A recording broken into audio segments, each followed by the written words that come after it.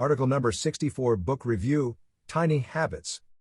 When building wealth while maintaining your professional career, your most valuable resource is not capital, it is your time, including the habits you fill your day with.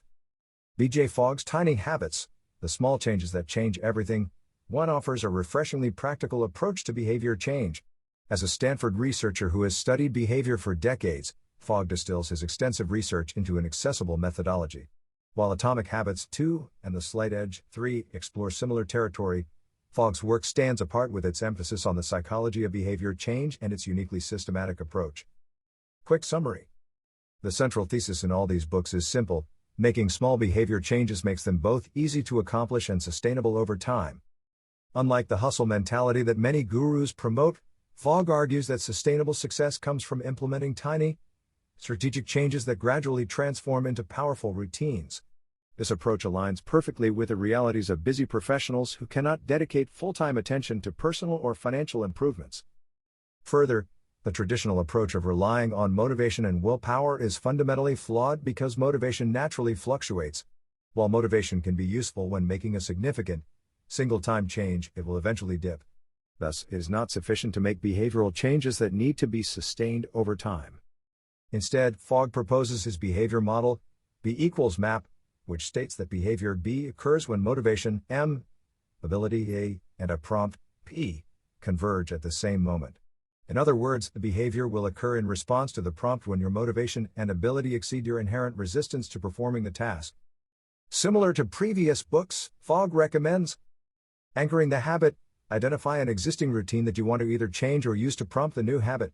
For example, brushing your teeth, making coffee, or getting in the car to drive to work. Focusing on behaviors, not outcomes, this allows you to be more concrete about what you are going to do. If you are unable to phrase the desired behavior as a specific action you will take, it is more likely an outcome.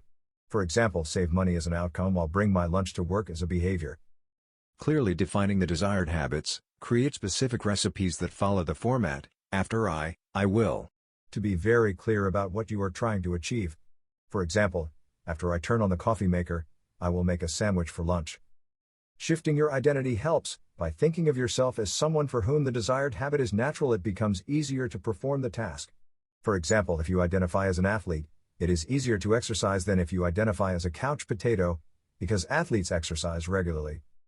He also argues that feeling good, not repetition alone, is what truly cements habits, and thus emphasizes celebration after completing a task. Is belied if that the emotional response we have after performing a behavior determines whether that behavior will become automatic. Actionable steps. Going beyond previous work, Fogg provides two useful tools to make building habits actionable. First, he provides an approach for identifying potential behaviors to accomplish an outcome. He calls this swarm behaviors, but it is essentially brainstorming. Given an outcome that you are trying to achieve, spend 30 to 60 minutes, more if you want, thinking about all of the possible ways that you can accomplish that outcome. Don't worry about whether or not they are realistic or not. Just put down everything you can think of. Think of small tasks, not just huge ones. Consider this to be a magic wand exercise, where you get to wave a wand and the behavior just happens. You want to get at least 20, hopefully more, ideas. After you run out of ideas, go over each idea you came up with and make it more specific and as small as possible. Add in all the details you can think of, exactly what you would do, where it would happen, etc. Second is the focus mapping, FM, technique. Focus mapping gives you a practical method for identifying which habits will be most effective for achieving your desired outcomes. FM creates a visual representation that clarifies the relationship between specific behaviors and your aspirational goals. You divide a page into quadrants based on impact, high/low, on the vertical axis, and difficulty, hard/easy, on the horizontal axis. You take each of the behaviors you identified in the first exercise, creating the behavior swarm, and place them on the page in the appropriate place. Start with the impact of each behavior. If you did it, how much would it help you meet your goal? Rank all of the behaviors in your list according to their impact, from highest to lowest. This is effectively associating your relative motivation, M, to the tasks, since you are more motivated to perform higher impact tasks. Once you have the relative impact, ask yourself the question, can I get myself to do this? Be honest here. Imagine your hardest day, and think about whether or not you would be truly able to do this task. This equates to your ability, A, to perform the task. What makes focus mapping particularly powerful is its ability to cut through the overwhelming number of potential habits one could adopt. Rather than trying to change everything at once, the technique directs attention to the critical few behaviors that will yield the greatest returns for the least effort. This approach isn't about avoiding difficult behaviors entirely, but rather about starting with the easiest, highest impact changes to build momentum and confidence before tackling more challenging habits. You are looking for golden behaviors, those high-impact actions that require minimal effort. These golden behaviors become the foundation of one's tiny habits strategy. Once you have identified those behaviors, you then apply the B=MAP model to design the habit.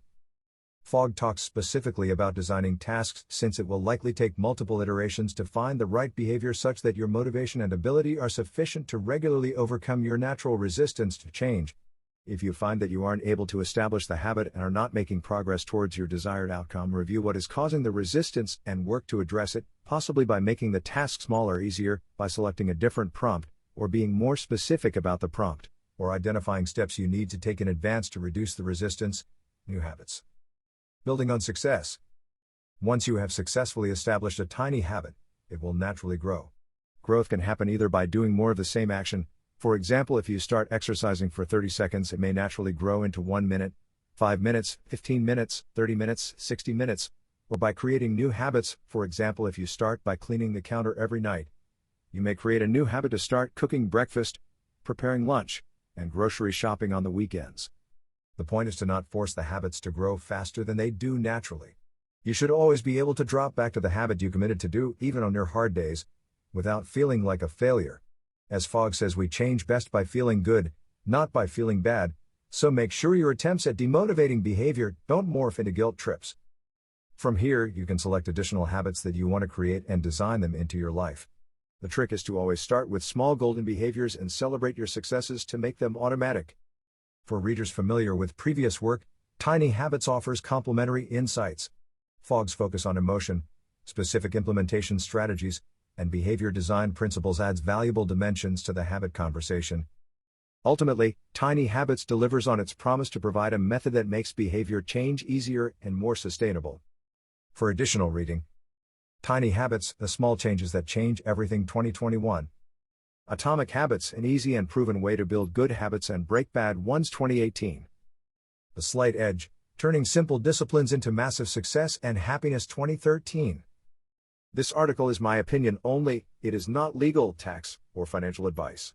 Always do your own research and due diligence. Always consult your lawyer for legal advice, CPA for tax advice, and financial advisor for financial advice.